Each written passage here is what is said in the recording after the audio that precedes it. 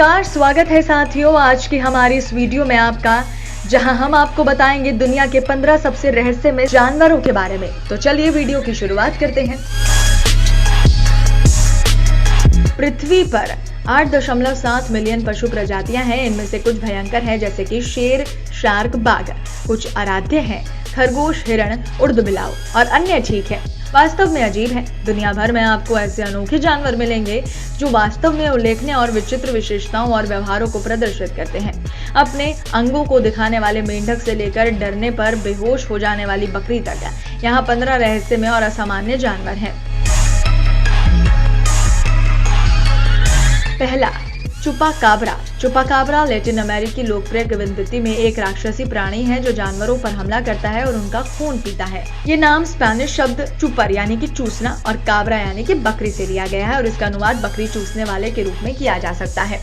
एक भयानक लेकिन शायद अस्तित्वहीन प्राणी के रूप में चुपकाब्रा को सॉस्क्वैच के दक्षिणी समकक्ष के रूप में वर्णित किया गया है। चौपकाब्रा हाल ही में रक्त चूसने वाले जीवों की बेस्टियरी में पिशाच में शामिल हो गया है। चौपकाब्रस को पहली बार 1995 में प्यूर्टो रिको में रिपोर्ट किया गया था, जहां उन्हें बकरियों, भेड़ों और अन्य घरेलू जानवरों पर हमला करने के लिए दोषी ठहराया गया था। माना जाता है कि खून से लथपथ शवों को छोड़ दिया गया था। प्रारंभिक रिपोर्टों में एक प्राणी का वर्णन किया गया था जो सीधा खड़ा था और विशाल लाल आंखों वाले एक बड़े सरीसृप कंगारू जैसा दिखता था।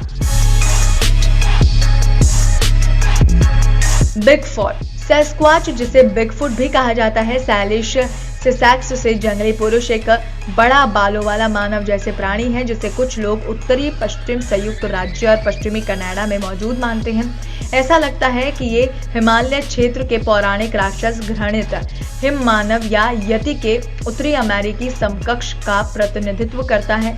ब्रिटिश खोजकर्ता डेविड थॉम्पसन को कभी कभी सैस्क्वैच पैरों के निशान के एक सेट की पहली खोज 1811 का श्रेय दिया जाता है और तब से सैकड़ों कथित प्रिंट जोड़े गए हैं।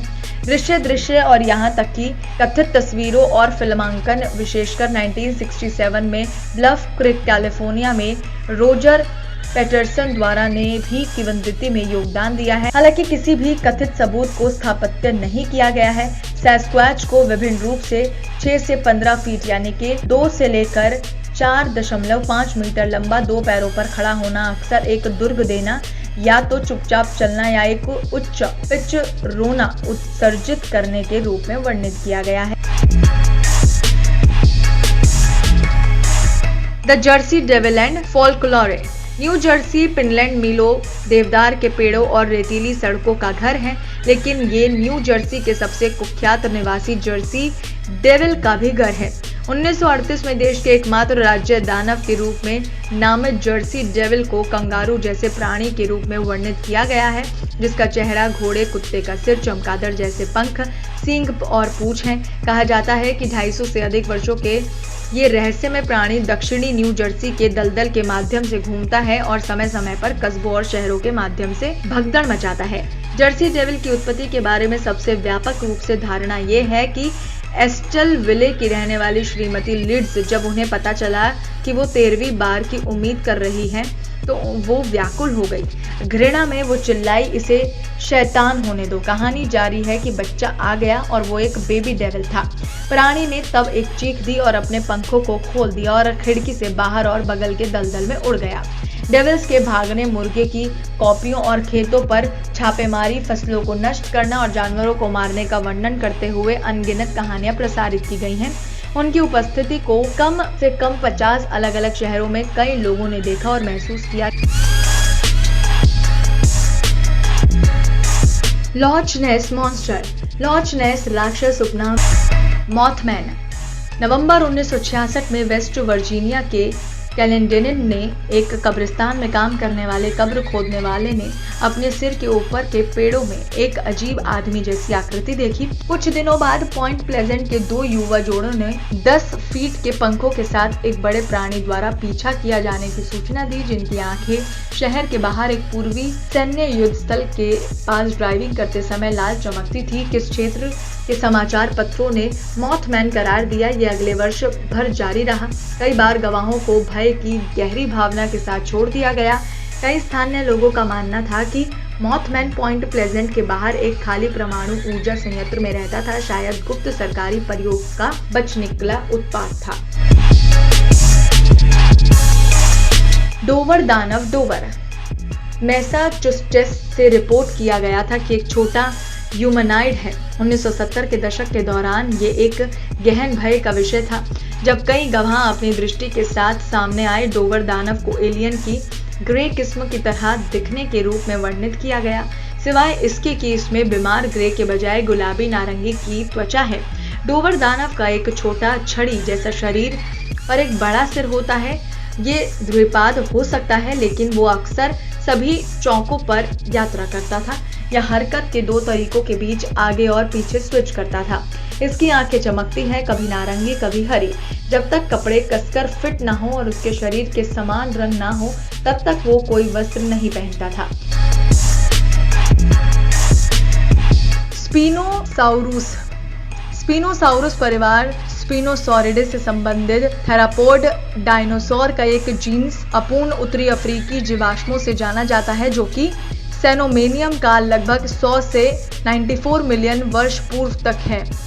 स्पिनोसॉरस या स्पाइनेड सिरसर्स का नाम इसकी सेल बैग सुविधा के लिए रखा गया था। कई दशकों पर स्पिनोसॉरस को केवल स्टॉर्मर के मोनोग्राफिक विवरणों से ही जाना जाता है। हालांकि अल्जीरिया, मोरक्को और ट्यूनीशिया में 1990 और 2000 के दशक के दौरान अतिरिक्त खंडित अवशेषों की खोज की गई थी। परिवार में संबंधित टेक्सा स्पिनोसॉरिडे में इंग्लैंड से बेरियोनिक्स, ब्राजील से इरिटेडर और नाइजीरिया के सुकोमीम्स शामिल है। माइनेड वॉल्फ यानी कि साउथ अफ्रीका।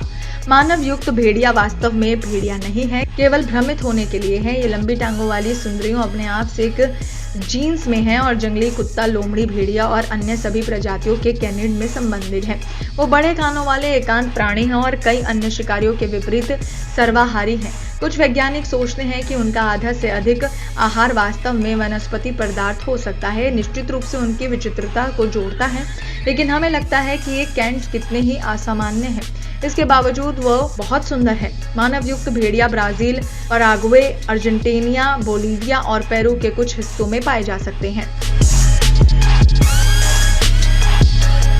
आई मेडागास्कर के लिए सिर और सूर्यास्त के बाद अपनी ऊर्जा को AA की खोज पर केंद्रित करें। इन निशाचर नींबुओं का निर्माण बहुत ही असामान्य होता है, जिसमें बड़े कान और चूहे जैसे दांत होते हैं। टक्कर प्रतिक्रियाओं के आधार पर कीड़ों का पता लगाने के लिए पेड़ों पर टेप के लिए उन्होंने कीड़ों को निकालने और खाने के लिए अपने दांतों को लंबी मध्यमा उंगली के साथ एक छेद बनाया है।